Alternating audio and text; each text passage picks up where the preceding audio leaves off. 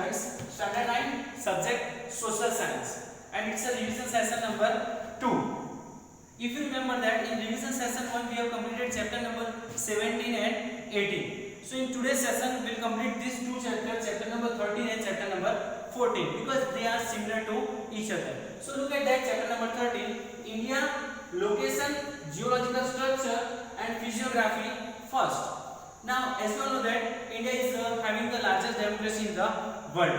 The area of India is also, the location of India is also strategic location, we can say. Now, many kind of peoples of, you can say, religion, races are living into our country, and our country they accepted their wholeheartedly.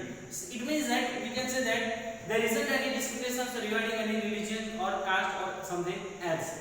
So today we are going to learn this chapter, India, location, geological structure and physiography first. So let's explore this with the first topic, and first topic is that India, location, size and area. So students, here we need to understand all these things about India, and that is why I kept this map over here. You need to see each and everything. First of all, location. Where exactly is India located? If you remember that, if we take the world map, we didn't get the exact location of India. Where is it located?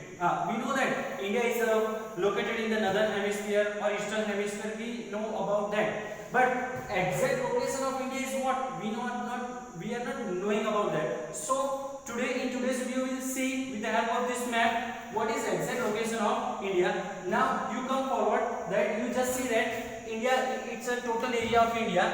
Okay, so first of all 8 degree 4. If you remember that, I think so here it is written 6, here it is written 10. So here we can say it is 8. So 8 degree 4 minute to 37. Here it is written 34. So here 37 degree 6 north latitudes. It means 8 degree 4 to 37 degree 6 north latitudes. In the same way, we'll see that 68 degree to 7 minutes. It means, now you just see it is written 68. It means it is a part of Gujarat. You just see downside also. It is a part of Gujarat. So we can say that 68 degree 7 minute to up to the last part of here in east side, we can see that it is written 96, sorry. So 97 exactly, it is a part of Arunachal Pradesh. You just see here it's a part of Arunachal Pradesh, and it is the last portion of our country. It is a border of Arunachal Pradesh, and it is 97 degree to 25 minute east longitude. So exact location of India I will write over here on the board so you can understood. First of all 8 degree 4 minute to 37 degree, that I have mentioned over here, 37 degree to 6 minute north latitude. Same way, if we see that here on 68 degree 7 minutes to last portion of Arunachal Pradesh, it is that 97 degree 25 minutes. 97 degree 25 minutes. Here it is called east longitudes or east longitude. Now it is the exact location of India, if we can say that. Now area, where India is located. So first of all, in the world map, India is located in the northern hemisphere. For example, it's Earth and it's an equator, exactly middle part of the Earth. It is called 0 degree equator. So India is located here. So first of all, we can say that India is located in the northern hemisphere. Okay. Now it's a prime meridian, exact location middle of the Earth. Prime meridian we can say. So due to that it is called west and it is called east. So now the exact location of India is northern hemisphere, or you can say eastern hemisphere also. So it is the area. Now we'll see that size of Now you just see the map from Kashmir to Kanyakumari. Here last part it is written Kanyakumari. If you see that it's written Kanyakumari. It's the last portion of our country, and here first part is that Jammu and Kashmir. Yes. So from Kashmir to Kanyakumari, it's the last portion of Kanyakumari. Now you just see that from Kashmir to Kanyakumari, it means from north to south, it means Kashmir to Kanyakumari, total length is 3214 kilometer. Now from west to east, it means from Gujarat to Arunachal Pradesh. So here it is written Gujarat, and it is the first part of the Gujarat. We can say that from Gujarat to Arunachal Pradesh, it is the last eastern states of our country, and the kilometer is 2933 kilometer. So it's a total area of India that you get it. But due to this large expansion, you just see in the map that from Kashmir to Kanyakumari,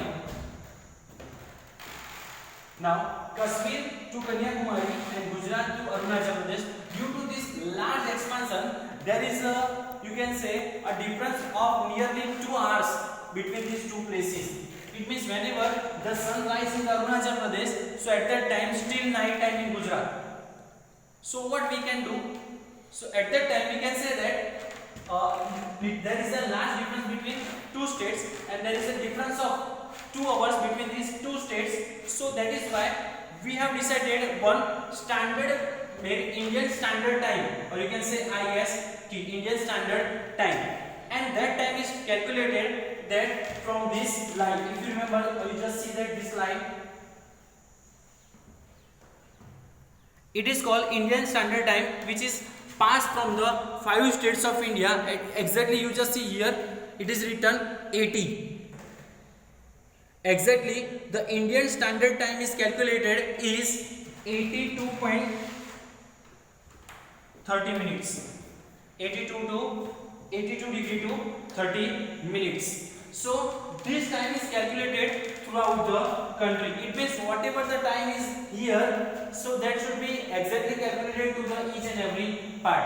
Weather is not the important at that time.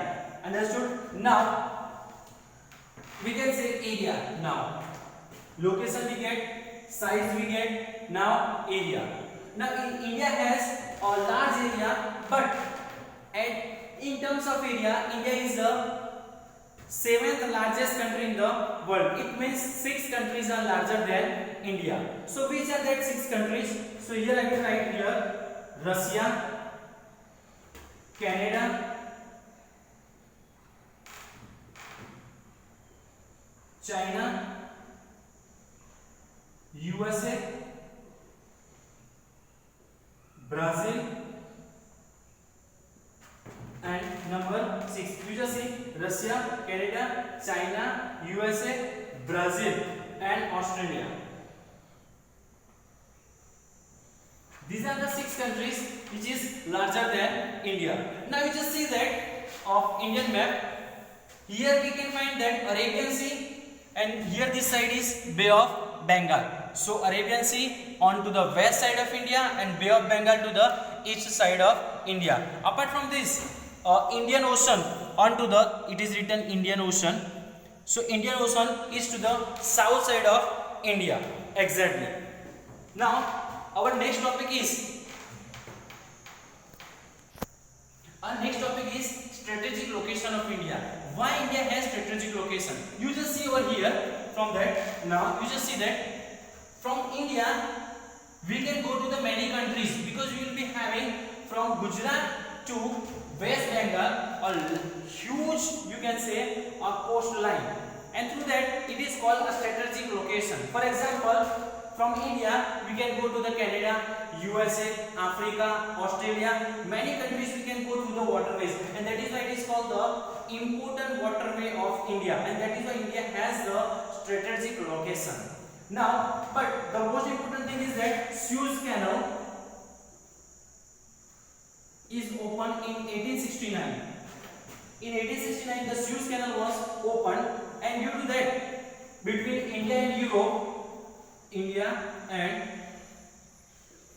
Europe, the distance between India and Europe is reduced up to 7,000 kilometers. It means through this canal we can go to the Europe directly. It reduces our 7,000 kilometers. Now, through India we can reach to the Canada also, USA also, Africa also, even Australia also, so Myanmar also, so many countries we can visit through this Pacific and Strait of Malacca also. So that is why India is called the strategic location. Now we'll talk about our country. Total 29 states, 6 union territories of our country, and the 29th state is Telangana. Which state? Telangana. Now Telangana was the 29th state, was formed on 2nd June 2014 from his mother states Andhra Pradesh. You just see this Telangana, it is written Telangana, and it is separated from Andhra Pradesh. It means Telangana was separated from entire Andhra Pradesh. Now you just see that there are the two different states, Telangana as well as Andhra Pradesh. But before that, Telangana was the part of Andhra Pradesh. Now we just see that neighbors of India. Our next topic is neighbors of India. It means our neighboring countries: Pakistan, Afghanistan, China, Tibet, Nepal, Bhutan, Bangladesh, Myanmar, then Sri Lanka and Maldives. So these are the neighboring countries. In that, Sri Lanka and Maldives are our maritime neighbors. Maritime in the sense you can say we having the neighboring with the help of this waterway. So this is our neighboring countries of India. So students, we have completed this topic, strategic location of India. Our next topic is geological structure.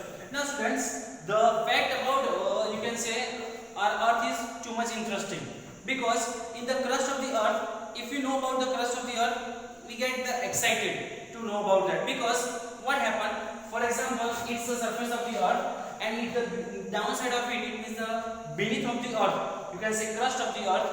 In that, heat is created or heat is generated due to radioactive process. Now when this heat is generated, it comes upward direction, and when the heat is come to the upward direction, and it will make or break into the plates. They are breaking the plates, but it will not happen to each and every places. Why? Because onto the earth surface will be the having the pressure of lithosphere. So due to that, there will be a balance. But whenever this heat is generated due to the radioactive process, when it will be came out, and this break the plates into upper side, that into a large, or you can say plates, or you can say large parts was broken. So this large parts broken, it is called lithospheric plates. It means whenever the heat come, and due to that heat there will be a large pieces of plates, it is known as lithospheric plates, or you can say tectonic plates. Total 7 tectonic plates are there that I will write over here. First one is Pacific plate, second one is North American plate, third one is South American, fourth one is European plate, fifth one is Indo-Australian plate,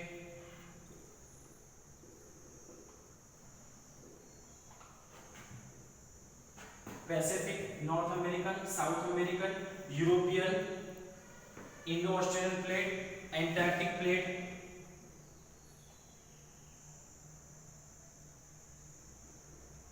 and the The seventh one is African plate. So these are the 7 plates which are known as lithospheric plate as well as you can say tectonic plates. Now there is one more thing we need to understand over here. Whenever this plate collide with each other, it means collision with each other, it is the mountain building process, and whenever these plates are going drifting from away to each other, it is called oceans or seas is created. For example, I will draw one diagram over here. When these plates are coming closer to each other, it is called convergent plate. It is called convergent plate, and due to the collision of two plates, it is the mountain building process. Due to the collision of two plates, a mountain was created. Same way, when the two plates are drifting away from each other, you see that it is called divergent plate. Divergent plate, and due to divergent, fissures was created, and it will be the process of making the oceans and sea. So it is called convergent and divergent. As you all know that India was the very vast part of Gondwana land. Okay, but what happened? Why India is separated? So at that time, Indo-Australian plate. At that time, India is a part of Indo-Australian plate. Presently, Africa, Antarctica, Australia, like that, and Asia. But this plate, Indo-Australian plate, drifting away from that, and it will be having the collision with the European plate. And due to that, you just see here Himalaya. This Himalaya is created through the collision between Indo-Australian plate or European plate from the Tethys Sea. So, as you all know that convergent plate, divergent plate coming closer to each other, going far from each other. So, these all things we have covered. So, here we have completed our chapter number 13, India, Location, Geological Structure and Physiography 1. Now we will start our second chapter, chapter number 14. Now students, in first session that we have completed chapter number 13. Now let's look at chapter number 14.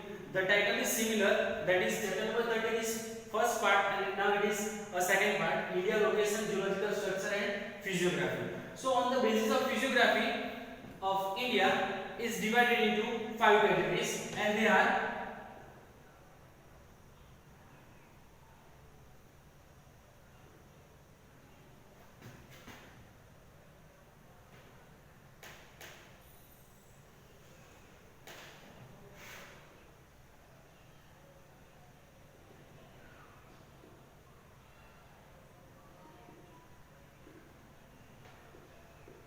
Northern Mountain Region, Great Northern Plain, Coastal Plain,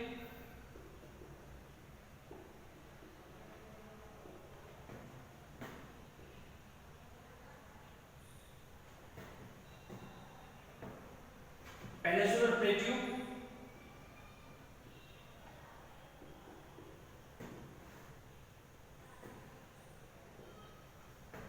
and archipelagos.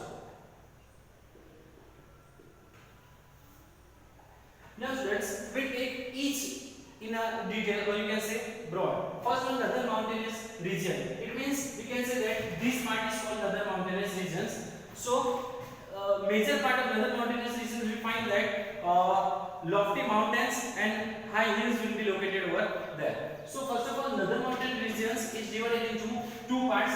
It is called Northern Mountain Regions as well as Eastern Himalayas also. So what is included there? What is the strength of or exact strength of the mountains? These all things will be discussed over here. Exactly this mountain range is starting from the Afghanistan to the Myanmar. It is spread over 2,400 kilometer, and its range is around 240 to 340 kilometer. In northern mountain regions, we can find the lofty mountains. For example, Mount Everest. It is 8,848 meters. K2 Godwin Austen. It is the highest peak of India. These all things are located in the first part of northern mountain region. And in north mountain region, it is broadly divided into three categories. It's called, first one is called Greater Himalaya. Second is Central Himalaya. And last one is Outer Himalaya. In this all parts, we will find that different things. In first one, you can find that we have discussed that Mount Everest, K2 Birdwheel Austin. In second parts we find that majority the hill stations. For example, a different Mahabharat, you can say Dharmasala. These are the different hill stations we find in the central Himalayas. And in the outer, only some hills we can find. For example, Patkai Hills in Arunachal Pradesh, Naga Hills in Nagaland, and Lusai Hills in Mizoram. So this is the part of northern mountainous region that we have completed. And we already, it is a revision session, so we need to take a glance on it. We have already completed this part. Second one is Great Northern Plain. So Great Northern Plain, this area is called Great Northern Plain. From you can say Punjab to Odisha. It included places like Bihar, Uttar Pradesh, etc. States will be included in there. Now, what is that? Why it is called Great Northern Plain? Because due to these Himalayan mountains, many rivers are flowing or emerges and they will flowing towards the west to east side. And due to the deposition of these rivers, the large plain was formed. And mind well that this is the world's largest fertile plain is called Great Northern Plain, which is located in India. Now, the major rivers in the Great Northern Plains are Ganga, Yamuna, Brahmaputra, etc. Chambal River. These are the parts of Great Northern Plain. In Great Northern Plain, further we can talk about that. This place was created due to the different parts like Khadar and Bangar. Khadar is the old alluvial and Bangar, Khadar is the new alluvials and Bangar is the old alluvial. So, and even though in Great Northern Plain, second thing we can discuss about that, Doab and Punjab. Doab means an area between the two rivers. Do means two and Ab means water. It is called Doab. Between the two rivers, the area it is called Doab. Same way, Punjab it is called the Panch River. For example, in Punjab we can find the 5 rivers. That is why it is called Punjab. Now next one is coastal plains. So you can just see that India is only the country will having the 7,517 kilometer long coastline from Gujarat to West Bengal. We can say Gujarat to West Bengal. It's around 7,517 kilometer long coastline. In that we can find that there are two types of ghats we can find. From Gujarat to Kerala, it is called Western Ghat, as well as from Kerala to Bengal, it is called Eastern Ghat. So in Eastern Ghat and Western Ghat, we can find a different ports. But the difference between these two ports is that here we can find number of ports, and here the Kandla is the largest port of Gujarat. Now, Kandla is the largest port of Gujarat that we already discussed. Apart from this, due to coastal regions, we can find that international waterway. It means from here we can reach to the different countries like Canada, USA, Australia, etc. So it is also called the strategic location because we can reach to the international through this international level also. Now next one is peninsular plateau. First of all, what is peninsular plateau? We can say that plateau means a table type of land. It is the height of the plateau is around 900 meter. It's not more than 900 meter because more than 900 meter it is called mountain. So plateau, peninsular plateau. First of all, we need to understand the word peninsula. Peninsula means three side water and one side land. One side land mass and three side water, it is called peninsula. So now peninsular plateau. Here we have two plateaus. One is Malwa Plateau and one is Deccan Plateau.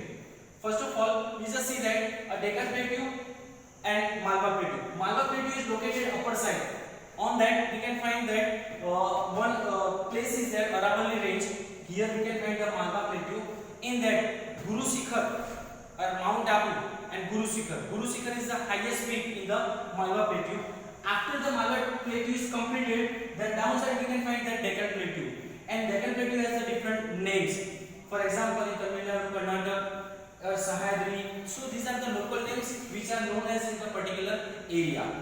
Now after the peninsular plateau, our next topic is archipelagos. Archipelagos means a group of islands. So here we have two group of islands. One is Lakshadweep and one is Andaman and Nicobar Island. So Lakshadweep, you just see that Lakshadweep is very near to Indian land, or you can say near to the Western Ghat. Lakshadweep is in arch shape, so that is why this arch it is called atolls also. Whereas Andaman and Nicobar, it is too far from the Indian landmass, and here this entire Andaman Nicobar Island is spread into 350 km, and Port Blair is the capital of Andaman Nicobar Island. Here one active volcano is also there. So this is the part of archipelagos. Now our next topic is rock. Okay, our next topic is rock. As you know that rock is a very long-term process, and due to denudation of rock, soil is formed. So first of all, we need to understand what is rock. One kind of hard substance that is found in the surface of the earth. A rock may be porous or non-porous, it may be light or heavy, etc. So these are the parts of, or you can say types of rock. But here, these three types of rocks are found in our surface. First one is igneous rock, or you can say in Gujarati it is called Agnay rock. Igneous rock was made from the deposition of lava. It means when the interior heat of the earth, it is called magma. When it comes out, eventually it is cooled down and it turns into a igneous rock. It is one of the strongest rock. The best example of igneous rock was basalt. Second one is stratified rock. When this igneous rock break out and it came into the layer form, so it is a primary rock, it is secondary rock. So next one is stratified rock is formed, and the example of stratified rock is gypsum. And the last one is metamorphic rock. After the denudation of igneous and stratified rock, the metamorphic rock is formed. In the metamorphic rock, the example is marble, which we know that it is used in our house also. Now next topic is minerals. As you know that mineral is a one kind of chemical composition, and that is found into the interior of the earth through the biotic and abiotic elements. Generally, the minerals are found in the three forms: solid, liquid, and gaseous. Now, if we discuss the classification of minerals is somehow difficult, because in our daily routine we are using more than 200 types of minerals. But on the basis of that, we just have make out the list of classification of minerals, and in that we can find that metallic minerals, non-metallic minerals, and minerals used as the energy resources. Now in metallic minerals, there are four sub-segments are there. In that, first one is precious metallic minerals. So what is precious metallic minerals? So precious metallic minerals means gold, silver, and platinum. It is the example of precious metallic minerals. Now second one is light metallic minerals.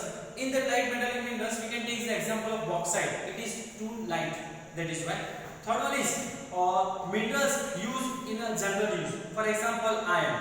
Iron, we know that in our daily routine we are using the iron also. And the last one is that a mineral used as a alloys. It means we mixing, or you can say amalgamation of two minerals together. And the example of is tungsten. Non-metallic minerals. Second one is the example of non-metallic mineral is limestone and chalk or asbestos, we can say. And the third one is energy resources. Coal, mineral oil, these are the parts of this energy resources. Apart from this, we can take the other information about the minerals also, but it will take too much time. For example, in which area of India, which kind of minerals is available, in which state, the quantity of which mineral is there. So that kind of thing will be discussed, but it will only take too much time. So our next topic is soil. How the soil is formed? Soil we can say the uppermost layer of the earth is called soil. First of all, we can find where the vegetation is grow, it is called soil. On the basis of that, we can say that there are 6 types of soils.